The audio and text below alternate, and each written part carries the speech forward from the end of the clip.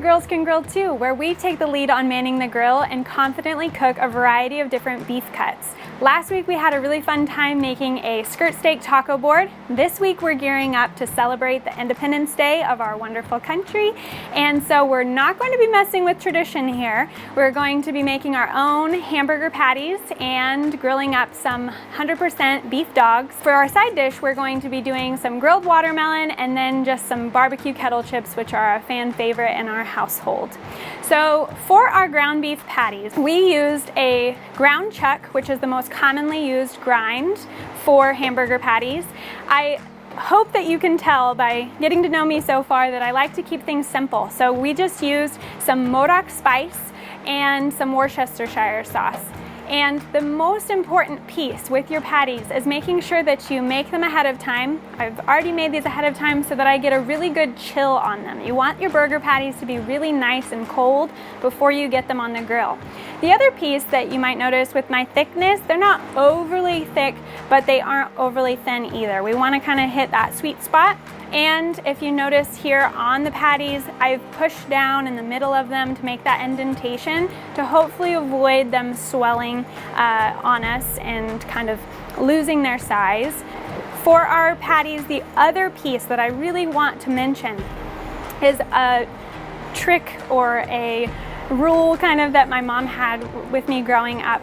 The biggest thing with her in the kitchen was never over mix or over stir something, whether that was brownie batter or your hamburger grind. So the less time that your hamburger grind is in your hand, the better off you're going to be. You just want to make sure that all the ingredients that you add are nicely incorporated, but again, don't overwork things. Get those patties made, and then I just use some wax paper to separate them because you don't want them to just get stuck together while they're in the fridge. So some wax paper in between and making sure that you get them in the fridge to really chill for at least 30 minutes at minimum.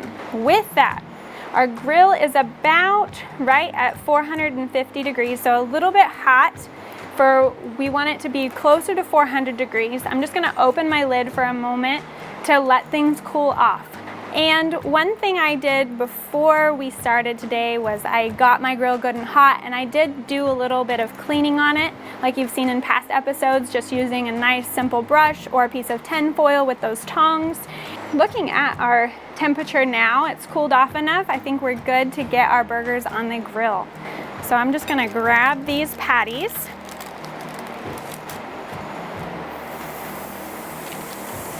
Place them on.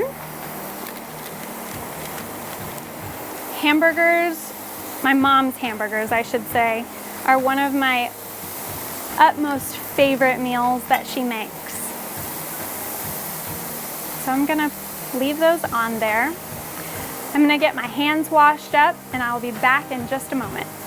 All right, we are back with a clean plate and clean hands. It's super important when you're dealing with raw meats that you are avoiding all cross-contamination possibilities. So making sure that you always wash your plate, wash your hands after handling raw meat, and then having a clean plate to then put your meat back onto after it is coming off the grill. Now, like I mentioned, we're using ground chuck today. That is the most common grind used with hamburger patties. And if you were gonna be here today to try these, I might sneak in a little ground sirloin, which just would really bring the wow factor for the beef flavor.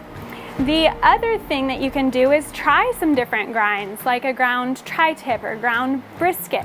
Those are all grinds that you could find at the grocery store or at a meat counter, a local butcher shop, or KitchenAid does have a really cool meat grinder attachment that you could buy too if you wanted to have some fun and play with some different grinds and see what your guys' favorite blend or combination is. We are ready to check on our hamburgers. It's been about 3 to 4 minutes, so I'm going to check these guys out. They're looking great. I love the size of these burgers because they fit so well on a hamburger bun. So we're going to get these burgers flipped. I can see that they are cooking nicely. A lot of people do love using the pre-made hamburger patties. And when you're feeding mass amounts of people, having a really large get-together, they are a good way to go, but you just cannot beat the texture, flavor, everything about homemade hamburger patty. So My burgers are flipped.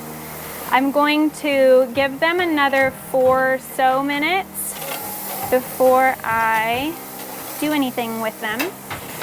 As I mentioned, we're going to be using some 100% beef hot dogs. Nathan's brand is one of my favorites to use, so we've got 3 of those dogs that I'm going to put on the grill as well.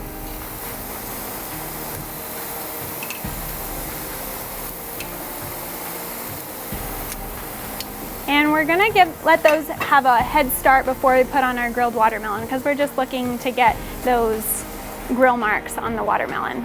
So we're gonna check back in about 2 to 3 minutes on our hamburger patties.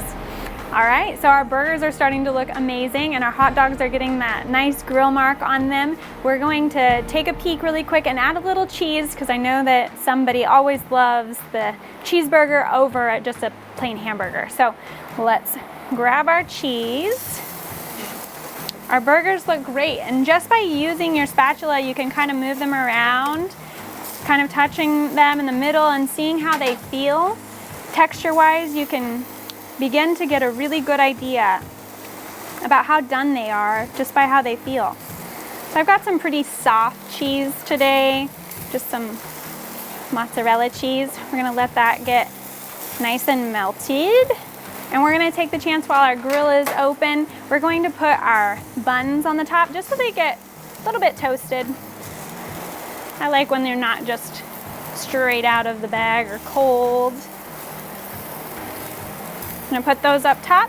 And then I have this watermelon. We're just going to lay those like so on the grill. What I love about this side is that I'm outside. As you noticed, I had to run in to wash my plate a couple of times, but there's nothing I love more than just getting to be outside for the duration of cooking dinner. It's a treat.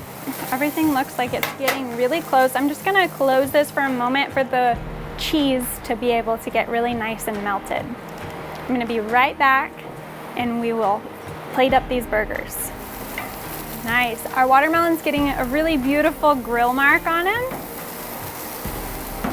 Just another fun way to add to the backyard barbecue vibe. All right, so I can start building my burger now. I'm gonna grab my buns that have a nice toasted feeling to them. I'll leave those ones that have the cheese just a little bit longer. Let them get nice and melted.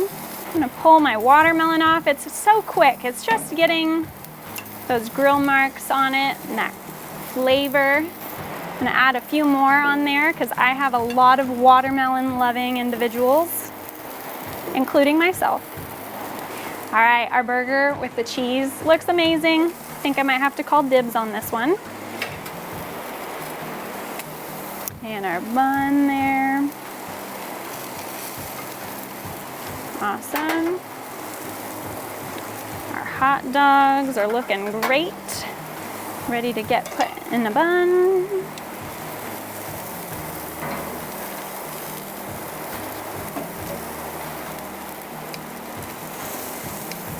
Our burgers and dogs are all pulled off. You can see them in their bun. I'm just finishing up grilling this watermelon.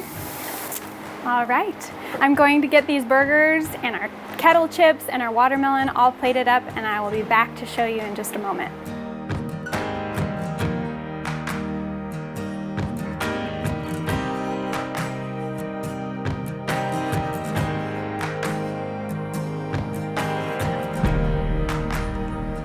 Oh my goodness, that tomato looks amazing.